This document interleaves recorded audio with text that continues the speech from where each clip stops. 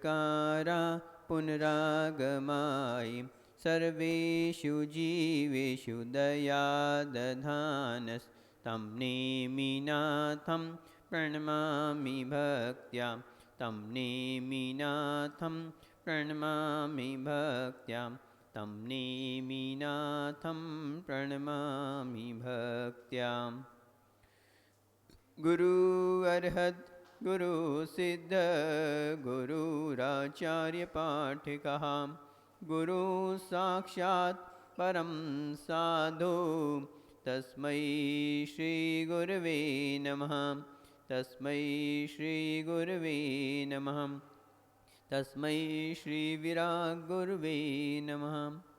ये बोलिए अनंतानंत सिद्ध परमेष्ठी भगवान की, ये बोली 2400 तीर्थंकर भगवान की, देवादिदेव श्री आदिनाथ भगवान की, जय बोलिए वासुपूज्य भगवान की, जय बोलिए शांतिनाथ भगवान की, चिंतामणि पाशनाथ भगवान की, जय बोलिए वर्तमान शासन नायक महावीर भगवान की, परम पूज्य आचार्य श्री विमल सागर जी महामुनि राज की, तपस्वी सम्राट आचार्य श्री सन्मति सागर जी महामुनि राज की, जय बोलिए परम पूज्य मम दीक्षा प्रदाता गणाचार्य गुरुवर 108 विराग सागर जी महामुनि राज की, पट्टाचार्य श्री विशुद्ध सागर जी महामुनि राज की, शमनाचार्य श्री विनिश्चय सागर जी महामुनि राज की, 3 करोड़ 9 करोड़ मुनिराजों की, द्वादशांगमयी जिनवानी माता की, अहिंसामय विश्व धर्म की।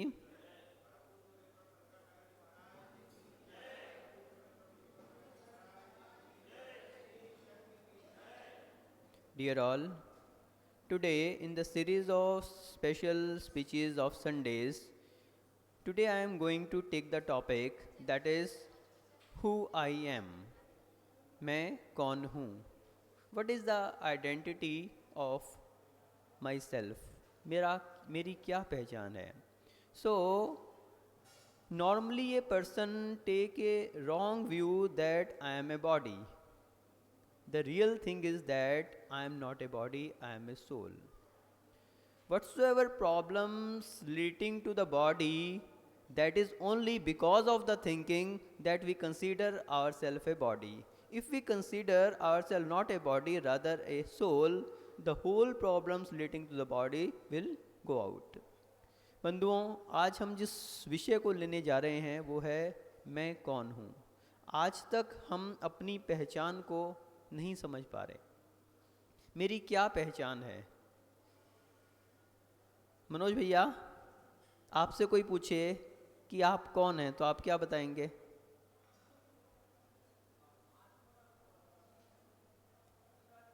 जीवात्मा। ये तो आप अभी कह रहे हो, लेकिन नॉर्मली कोई भी आपसे पूछेगा तो आप क्या कहेंगे? मैं मनोज जैन हूँ, मैं अमुक के पिता हूँ, अमुक का पति हूँ, अमुक मेरा रहने का स्थान है। तो व्यक्ति प्राय कर की जो अपनी पहचान समझता है वो क्या समझता है कि मैं एक क्या हूँ? एक शरीर हूँ। और ये हमारे जीवन की सबसे बड़ी भूल है। ये छोटी भूल नहीं है, ये सबसे बड़ी भूल है। यदि इस भूल का हमने निराकरण कर दिया तो हमारे जीवन की समस्त समस्याएं समाप्त हो जाएंगी। समस्त समस्याएं। क्यों? क्योंकि जितनी भी समस्याएं लगी हुई हैं वो किससे जुड़ी हुई हैं? शरीर से जुड़ी हुई हैं। चाहे वे शरीर संबंधी समस्याएं हैं, चाहे वे मानसिक समस्याएं हैं, चाहे हमारे रिश्तों में आज जो खटास है, वो सब क्या है? क्योंकि हम अपने आप को क्या समझ रहे हैं? मैं कौन हूँ? मैं एक शरीर हूँ। इसी कारण सब समस्याएं जुड़ी हुई हैं। मैं किसका पोषक है? अहंकार का पोषक है। मैं कोई बुरी चीज़ नहीं है, लेकिन मैं का अर्थ सही समझना जरूरी है। जब मैं शब्द शरीर के लिए प्रयुक्त हो जाता है तो वो अहंकार का प्रतीक हो जाता है, और जब मैं शब्द आत्मा से जुड़ जाता है तो सभी प्रकार के अहंकार समाप्त हो जाते हैं।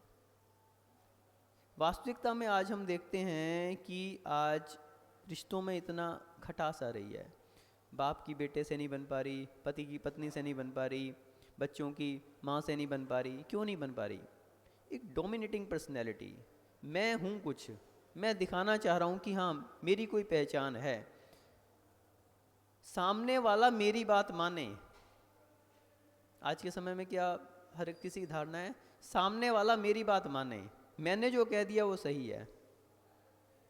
माइट इज राइट, जो मैंने कह दिया वो सही है, जबकि होना क्या चाहिए? Right is might, right is might. जो सत्य है, जो सही है, वो मुझे स्वीकार है। लेकिन आज के समय में क्या है? माइट इज राइट, जो मैंने बोल दिया बस वही सही है। और इसी कारण से अहम का एक प्रेस्टीज का इशू बन जाता है। मैंने कहा था, ऐसा क्यों नहीं हुआ? मैंने कहा था। बात ये महत्वपूर्ण नहीं है उसके लिए कि ये करना सही है या नहीं है, इससे मतलब नहीं है। मैंने कहा था होना चाहिए। भैया आपने कहा था ठीक है, लेकिन आप परिस्थितियां तो देख लो, सामने वाला क्या उस काम को करने के परिस्थिति में था? क्या उस मौके पे वो कार्य करना उचित था? इतनी समझदारी यदि कोई रख ले तो निश्चित रूप से जो प्रेस्टीज के इश्यूज हैं, जो समस्याएं आज के समय में खड़ी होती जा रही हैं, वो सबका निदान हो जाएगा। आज के समय में व्यक्ति दूसरे से एडजस्ट नहीं कर पाता। एक घर में दो भाई भी रहते हैं तो आपस में नहीं निभ पाते। क्यों नहीं निभ पाते? उसकी अपनी प्रायोरिटीज़ हैं, उसकी अपनी प्रायोरिटीज़ हैं। लेकिन अगर निभना निभाना आ गया, हम देखते हैं कि लोगों का किसी की कुछ ऐसे लोग होते हैं उनकी किसी भी व्यक्ति से नहीं बन पाती, और कुछ ऐसे व्यक्ति होते हैं जिनकी हर किसी से बन जाती है। क्यों? क्योंकि उन्हें निभना निभाना आ गया। जिसको निभना निभाना आ गया, अब उसे कहीं कोई प्रॉब्लम नहीं है। वो संसार में कहीं भी किसी भी कोने में चला जाए, उसके लिए कहीं कोई प्रॉब्लम नहीं आई। क्यों नहीं आएगी? आचार्य श्री हमारे बोलते थे कि निभना निभाना आना चाहिए। जो व्यक्ति निभ सकता है, दूसरे को निभा सकता है, अब वो कहीं भी चला जाए। अब उसे इस बात से मतलब नहीं है कि सामने वाला कैसा है, सामने वाले से मतलब नहीं है उसे तो ये पता है कि मैं कैसा हूँ। वो सृष्टि को नहीं बदलता, दृष्टि को बदलता है। सृष्टि को बदलना तो हर व्यक्ति सृष्टि को बदलना चाहता है और इसीलिए परेशान है। क्यों? सृष्टि को बदला जा सकता है क्या? नहीं बदला जा सकता। आज आपको लगता है कि मनोज जी खराब आदमी है, इनसे हमारी नहीं बनती। अच्छा कोई बात नहीं, अली भैया से बन जाएगी? आपकी अली भैया से भी नहीं बन रही, चलो कोई बात नहीं। रजत भैया से बन जाएगी क्या? उनसे भी नहीं बन पा रही, उनसे भी नहीं बन पा रही। चलो अपने सीधे साधे गुलाब चंद जी हैं, इनसे तो सबकी बन जाती है। अरे इनसे भी नहीं बन पा रही। तो वास्तविकता में जो कमी है वो मनोज भैया में नहीं है, अली भैया में नहीं है, रजत में नहीं है, गुलाब चंद जी में नहीं है। कमी किस में है? स्वयं के अंदर है। स्वयं की कमी जो देख लेता है और उसको सही कर लेता है, अब उसकी गुलाब चंद जी से भी बनेगी, अली भैया से भी बनेगी, रजत से भी बनेगी, मनोज से भी बनेगी, सभी से बनेगी। तो वास्तविकता में जो व्यक्ति इस बात को समझ लेता है कि मैं कौन? मैं ये बॉडी नहीं हूँ, मैं एक आत्मा हूँ।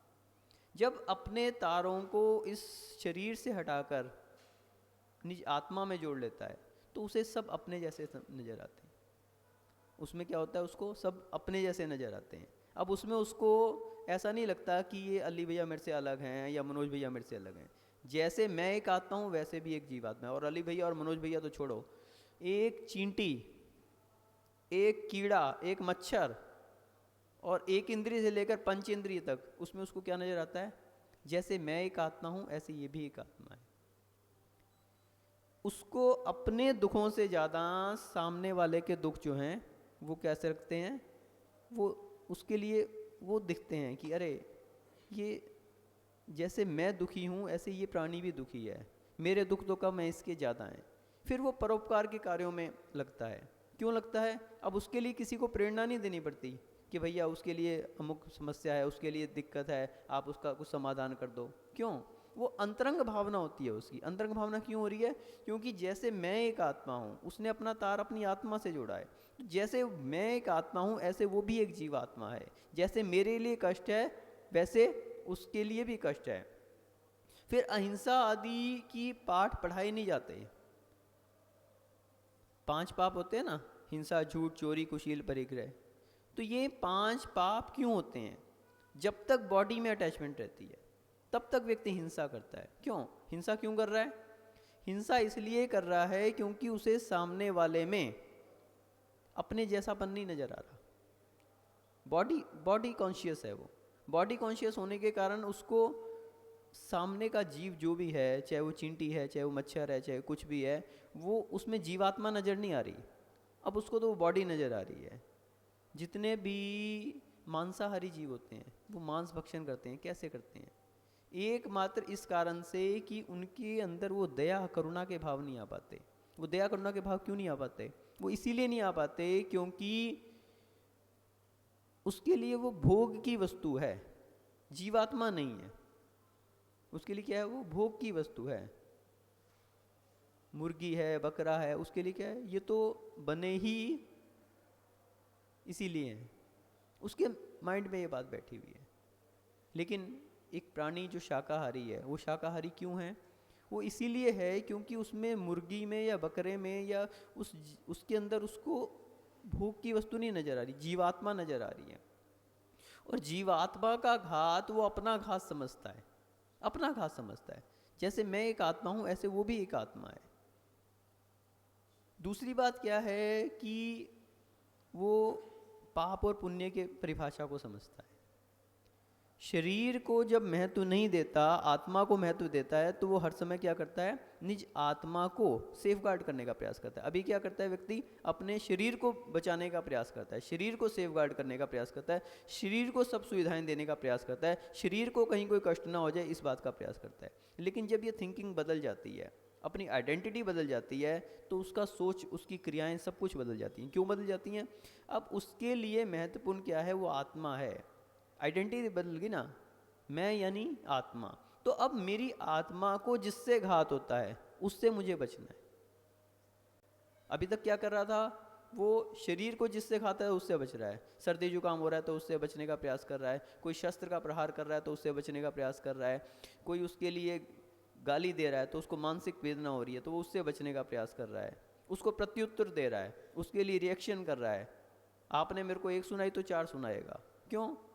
प्रायोरिटी किस में है? शरीर में।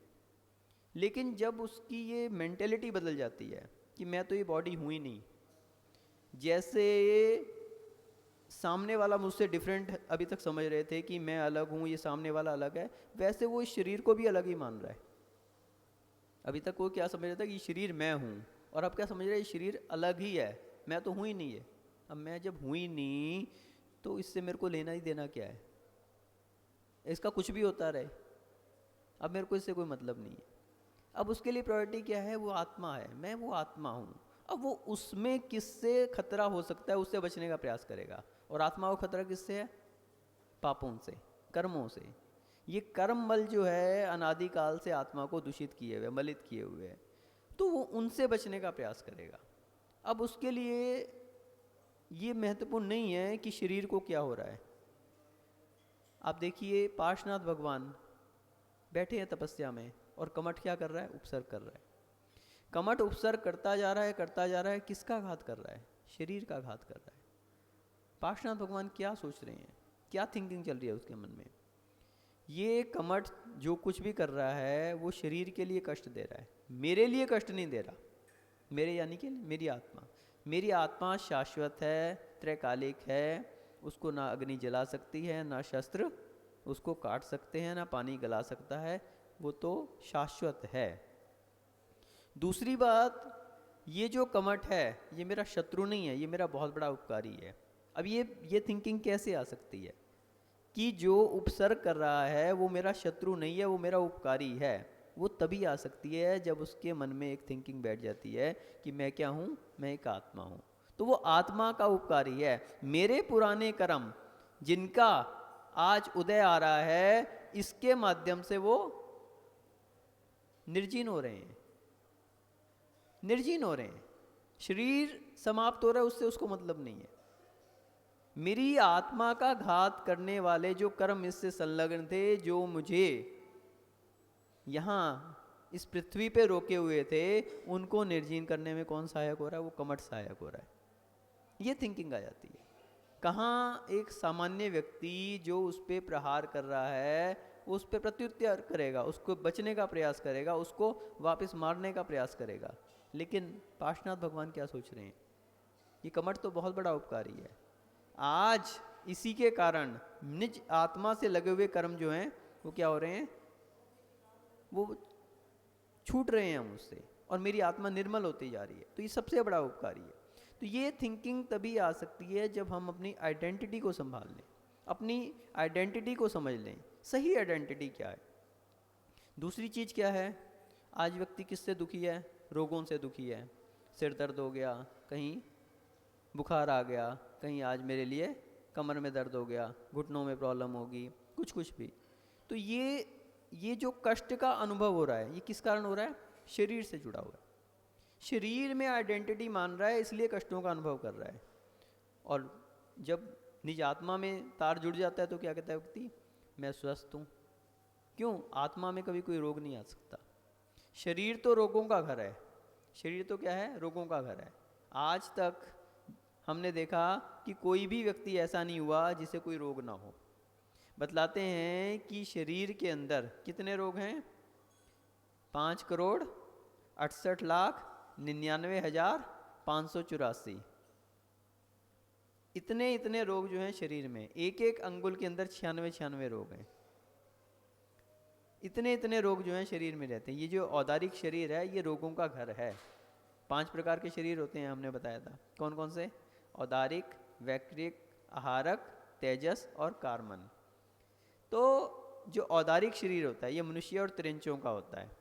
मनुष्य और त्रिंचों का कौन सा होता है, औदारिक शरीर। और वैक्रिक शरीर किसका होता है, देवों का और नारकियों का। बस अंतर इतना है कि देवों का शुभ वैक्रिक होता है और नारकियों का अशुभ वैक्रिक होता है। आहारक शरीर आहारक रिद्धिधारी मुनिराजों का होता है। तेजस और कार्मन का तो क्या कहा, अनादि संबंधे च, अनादि काल से जो लगा हुआ है वो तेजस और कार्मन शरीर है। औदारिक वैक्रिक शरीर तो मिलते हैं, छूटते रहते हैं, लेकिन तेजस कार्मन शरीर का आत्मा से अनादि से संबंध है। ये अगर एक बार शरीर छूट जाए तो व्यक्ति क्या हो जाएगा, मुक्ति को प्राप्त कर लेगा, सिद्धालय में पहुंच जाएगा। तेजस शरीर जो शरीर को कांति प्रदान करता है, और कार्मन शरीर जो ये कर्मों का, 8 कर्मों का जो शरीर है वो कार्मन शरीर है। ये कर्म रूपी शरीर ही अनादि काल से इस आत्मा से जुड़ा हुआ है। यही सबसे बड़ा आत्मा का शत्रु है, ये सबसे बड़ा शत्रु है, 8 कर्मों का समूह। इसको जिसने समझ लिया और इसको जिसने समाप्त कर दिया, मुक्ति को प्राप्त कर लेता है। लेकिन व्यक्ति उस भेद विज्ञान को नहीं कर पाता, उस अंतर को नहीं समझ पाता, शरीर और आत्मा को एक मान लेता है और इसी कारण संसार में बंधा हुआ है। ये भेद विज्ञान यदि समझ ले तो निश्चित रूप से मुक्ति को प्राप्त कर लें। भेद विज्ञान तो सिद्धा ये किलकेचना, तस्याव भाव तो बद्धा बद्धा ये किलकेचना। आज तक जितने भी सिद्ध हुए हैं एकमात्र इस भेद विज्ञान के विषय, भेद विज्ञान के कारण सिद्ध हुए हैं। और जितने भी तस्या भाव तो बद्धा, जितने भी संसार में परिभ्रमण कर रहे हैं, किस कारण से, तस्या भाव तो, उसके अभाव से, इस भेद विज्ञान के अभाव से ही जो है परिभ्रमण चल रहा है। तो ये भेद विज्ञान यानी अपनी आइडेंटिटी को सही समझ लेना। मैं कौन हूँ, मैं एक आत्मा हूँ। तो जितने भी रोग हम बता रहे थे, क्या बता रहे थे, कि जितने भी रोग हैं वो हमें पीड़ा प्रदान कर रहे हैं। क्यों प्रदान कर रहे हैं, इसी गलत आइडेंटिटी के कारण। एक व्यक्ति जिसको बहुत ज़्यादा सिर दर्द हो रहा है, प्रैक्टिकल बात बताता हूँ। प्रैक्टिकल बात क्या है कि जैसे एक व्यक्ति को बहुत ज़्यादा सिर दर्द हो रहा है और वो पीड़ा में चिल्ला रहा है बिल्कुल, अगर उसकी मेंटेलिटी उस समय थोड़ी सी चेंज हो जाए तो उसका सिर दर्द गायब हो जाएगा। ये प्रैक्टिकली करके देख लेना आप। और सिर दर्द तो बहुत छोटी सी बात है। बड़े बड़े योगी जिनके लिए कितने कितने कष्ट दिए जाते हैं, ध्यान साधना में बैठ जाते हैं, ध्यान साधना के द्वारा अपने उपयोग को चेंज कर लेते हैं, अपने उपयोग को शरीर से हटा के निज आत्मा में जोड़ लेते हैं। और निज आत्मा में जोड़ने से अब कितने भी कष्ट विपत्तियाँ आती हैं, अपने को एक सुई चुभो दी जाए तो एकदम से क्या होता है, ध्यान उस तरफ जाता है। एक मच्छर भी काट जाए तो क्या होगा, ध्यान उस तरफ जाएगा, एकदम से हाथ जो है उसको हटाने की तरफ जाएगा। लेकिन सुकुमाल मुनिराज, सुकौशल मुनिराज, सियालनी खा रही है, शेरनी खा रही है, और 1 दिन 2 दिन की बात नहीं, 3 दिन तक लगातार। सोचो कैसे कर पा रहे हैं, भेद विज्ञान के, अपनी आइडेंटिटी को समझे हुए हैं। उस शरीर को डिफरेंट ही समझ लिया, मुझे थोड़ी कुछ कर रही है, वो शरीर को कर रही है, होने दो जो हो रहा है। इस धारणा के ऊपर हमें ये लगता है कि बहुत बड़ी साधना कर रहे हैं, हमें बहुत कष्ट को सहन कर रहे हैं, लेकिन वास्तविकता में वे क्या कर रहे हैं? आनंद का अनुभव कर रहे हैं। हमें तो लगता है कि मुनिराज बैठे हैं, इतना कष्ट हो रहा है, बारिश हो रही है, कहीं उनके लिए जो है सर्दी पड़ रही है, गर्मी पड़ रही है, इतने उपवास कर रहे हैं, लेकिन वो अपने अंदर आनंद की अनुभूति कर रहे हैं, कष्ट का अनुभव नहीं कर रहे। ये तो जिसकी शरीर में अटैचमेंट है उसको लगता है कि सामने वाले को कष्ट हो रहा है, कष्ट का वेदन कर रहा है, लेकिन वास्तविकता में वो आनंद का अनुभव कर रहा है। क्यों? वो अपने आप को उस शरीर से भिन्न समझ रहा है। तो ये आइडेंटिटी जो है, ये सही समझ लें तो व्यक्ति हर तरह के जो जितने भी कष्ट हैं, शारीरिक कष्ट, उन सब से मुक्ति प्राप्त करता। अगली बात क्या है? मानसिक कष्ट। मानसिक कष्ट जितने भी हैं, आज ईगो प्रायोरिटीज़ हैं किसी के लिए, वो सब किस कारण से हैं? शरीर को महत्व दे रहा है, इसी कारण से ईगो प्रायोरिटीज़ हैं। आचार्य श्री का इतना बड़ा संघ था और हर कोई आचार्य से जुड़ा रहता था। वो क्यों? क्योंकि उनके अंदर ईगो प्रायोरिटीज़ नहीं थी। इतने बड़े आचार्य होते हुए भी शिष्यों को वो कैसे संभालते थे? इतने सारे शिष्यों को कैसे संभालते थे? किसी ने आचार्य से पूछा कि आप इतने सारे शिष्यों को कैसे संभालते हो? यहाँ 2 भाइयों की नहीं बन पा रही, बाप बेटे की नहीं बन पा रही, और आपके संघ में तो कितने सारे शिष्य हैं, कोई तमिलनाडु से, कोई हरियाणा से, कोई पंजाब से, कोई अपना उत्तर प्रदेश से, कोई राजस्थान से, अलग अलग प्रांतों के, अलग अलग उम्र के, कोई 20 साल का, कोई 80 साल का, कोई 50 साल का, हर तरह के शिष्य, अलग अलग एज के, अलग अलग प्रांतों के, अलग अलग वातावरण में ढले हुए, और आपके पास सभी रह रहे हैं। और रह भी ऐसे रहे हैं कि कोई कहे कि भैया हमारे साथ चलो तो जाने को तैयार नहीं है। कितने महाराज लोग आते थे, आचार्य श्री हमारे लिए भी कोई शिष्य प्रदान कर दो। आचार्य श्री बोल पूछ लो, ले लो, जो चाहना चाहे ले जाओ, मैं कब मना करूँ। कोई जाने को तैयार नहीं, और खुद प्रेरणा देते थे, भैया एक काम करो, ये आपकी अच्छी व्यवस्था बना देंगे, आपको चलने फिरने में दिक्कत होती है, संघ में, बड़े संघ में व्यवस्थाएं नहीं बन पाती, आप महाराज के साथ चले जाओ, ये आपके लिए अच्छी व्यवस्थाएं बनाएंगे, समाज भी ध्यान रखेगी, महाराज भी ध्यान रखेंगे। नहीं आचार्य श्री, आपको छोड़ के नहीं जा सकते। तो ये किस कारण से?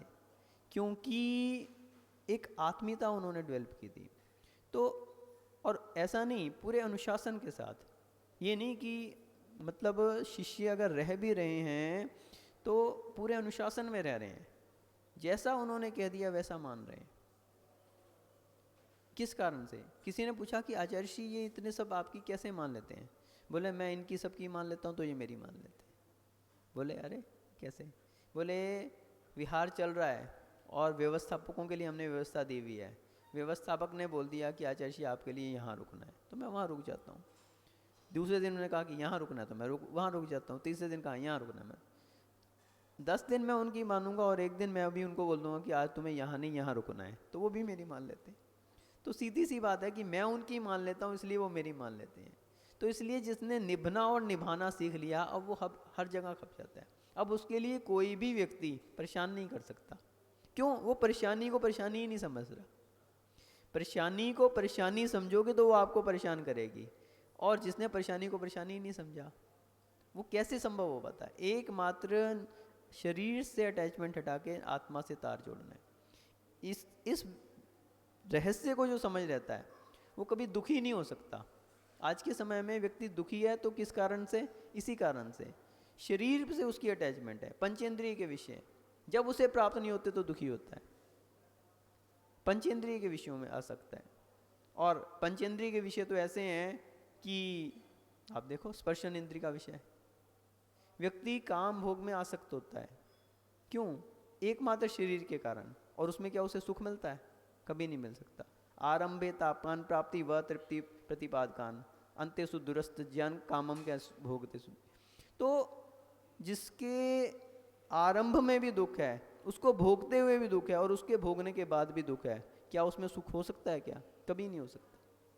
दुख का कारण है वो पंचेंद्रिय का विषय, दुख का कारण है, और आप उसमें सुख मान रहे हो। सुखी कैसे हो सकता है व्यक्ति? एकमात्र शरीर के कारण। रसना इंद्रिय का विषय, आज ये मिल जाए, आज गुलाब जामुन मिल जाए, आज लड्डू मिल जाए, पेड़ा मिल जाए, आज फुल्की मिल जाए, और आज चाट पकौड़ी मिल जाए। तो व्यक्ति की आसक्ति और आपने मुख में रखा और उसके बाद क्या हो जाता है, वो घाटी उतरी माटी। एक गुलाब जामुन बनाने के लिए आप कितनी मेहनत करते हो, कितना सारा सामान लेके आओगे, अग्नि जलाओगे, उसमें जो है बनाओगे, कितना समय लगाओगे, सब कुछ करोगे, और उसको जीभ पे रखने के बाद कितनी देर का स्वाद आता है, क्षण भर का। उसके बाद क्या बनता है, वो वही मल बनता है जिसे देखने का भी आपका मन नहीं करता, वही मल बनता है ना वो। यानी 1 सेकंड के सुख के लिए आपने कितना सारा कष्ट उठाया, कितना सारा कष्ट उठाया, और उसको प्राप्त करने से पहले आपने कष्ट उठाया, उस गुलाब जामुन को प्राप्त करने से पहले कितना। अब उसके बाद जैसे ही आपने उसको मुख में रखा, और मुख में रखते ही क्या हुआ, उसका स्वाद खत्म हो गया, फिर आपको कष्ट हो रहा है, अरे ये तो खत्म होगी, दूसरी लो, ये तो खत्म होगी, दूसरी लो, दूसरी ले लो भैया, दूसरी ली, उसको मुख में रखा, वो भी खत्म होगी, तीसरी ली, अब तीसरी चौथी तो आपने ले ली, उसके बाद और ले सकते हो क्या, नहीं ले सकते, और ले लोगे तो क्या होगा, फिर कष्ट होगा। एक रसना इंद्री के विषय को प्राप्त करने में भी कष्ट, उसको भोगने में भी कष्ट, और भोगने के बाद भी कष्ट, भोगने के बाद भी कष्ट। आरंभे तापन प्राप्ति व तृप्ति प्रतिपाद कान अंते सुदृष्ट ज्ञान कामम, तीनों जगह कष्ट है। अब आप उसमें सुख मान रहे हो, गुलाब जामुन मिल जाए तो मैं सुखी हो जाऊंगा।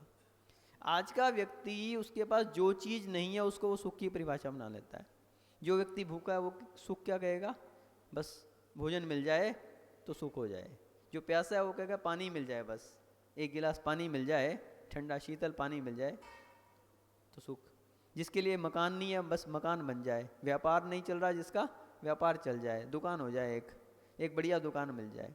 अच्छा दुकान मिल गई तो ग्राहक नहीं आ रहे, फिर दुखी हो रहा है, तो ये ग्राहक तो आए, ग्राहक आ रहे हैं, माल जो है वो बिक नहीं रहा, और बिक भी रहा है तो उसमें मुनाफा नहीं हो रहा, मुनाफा भी हो रहा है तो वो बच नहीं रहा, दवाइयों में जा रहा है पैसा, बीमारी में जा रहा है, कहीं और दूसरी चीज़ों में जा रहा है। यानी एक दुख को पूरा करते हैं, दूसरा दुख सामने खड़ा जाता है। विपद भव पौधावर्ते पद के वाति वाह्यते यावतावत भवन्ते अन्य प्रचुरा विपदापुरा। एक विपत्ति समाप्त नहीं होती, दूसरी विपत्ति आगे खड़ी होती है, और व्यक्ति सोच रहा है कि ये विपत्ति बस समाप्त हो जाए तो मैं सुखी हो जाऊंगा। क्या कभी सुखी हो सकता है, कभी नहीं हो सकता, क्योंकि जब तक शरीर में अटका हुआ है तब तक दुख ही दुख है, सुखी हो ही नहीं सकता। पंचेंद्रिय के विषयों में अटका हुआ है, और पंचेंद्रिय के विषय ही दुख का कारण है। अब आप उसमें सुख मान रहे हो, मान्यता ही गलत है, मूल में भूल है। जब मूल में भूल है तो सुख कैसे हो सकता है? सुखी होना है तो उस मूल की भूल को हटाना पड़ेगा। मूल की जो भूल है कि इसमें सुख नहीं है, ये बात एक्सेप्ट करनी पड़ेगी, और जो इस बात को एक्सेप्ट कर लेता है वो सदा सुखी है। अब योगी जन होते हैं, वो उनके लिए साधनों की आवश्यकता नहीं होती, वे साधना में रहते हैं। जब साधना में रहते हैं और साधनों की अपेक्षा नहीं रखते तो वे सदा सुखी रहते हैं, क्योंकि उन्हें पता है कि साधनों में सुख नहीं है, साधना में सुख है, साधना में सुख है। जो साधना में सुख मान लेता है वो साधनों की अपेक्षा नहीं करता, और जिसकी अपेक्षाएं समाप्त हो जाएं वो सदा सुखी है। जिनको कुछ नहीं चाहिए वो साहन के साह, वो शाहन के साह, राजाओं के भी राजा हैं वो। क्यों? क्योंकि उन्होंने आत्म विजय प्राप्त की है। राजा तो युद्ध क्षेत्र में विजय प्राप्त करता है, लेकिन आत्मा पे जो विजय प्राप्त कर लेता है, निज आत्मा का जो वैभव प्राप्त कर लेता है, अब उनके लिए किसी चीज़ की अपेक्षाएं नहीं रहती। मुनिजन होते हैं, उनके लिए कोई अपेक्षाएं नहीं रहती। आप व्यवस्थाएं बना रहे हैं बहुत अच्छी बात है, और नहीं बना रहे तो भी उन्हें कोई अंतर नहीं पड़ता। वे व्यवस्थाओं के पीछे नहीं भागते, स्वयं व्यवस्थित रहते हैं, और इस कारण आप लोग जो है उनका अनुसरण करते हैं।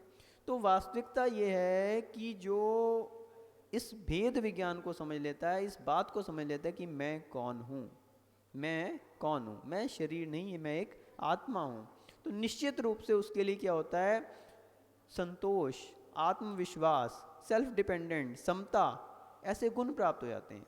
समता, चाहे आप पूरी सुविधाएं प्रदान कर रहे हैं और चाहे कुछ भी नहीं है, चाहे समाज जो है सेवा में लगी हुई है और चाहे कोई पास में भी नहीं आ रहा, समता है उनके लिए, उन्हें अपेक्षाएं नहीं है।